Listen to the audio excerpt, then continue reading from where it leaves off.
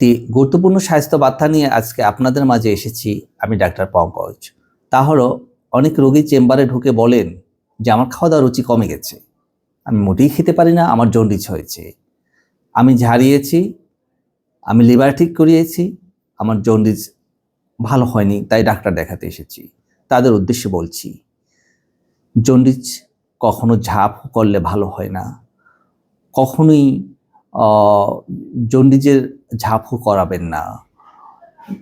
এ করালে যেটা হবে সেটা হলো এই জন্ডিসের কারণে এর কমপ্লিকেশন ডেভেলপ করবে এবং সময় অবক্ষেপণ কখনোই করা যাবে না।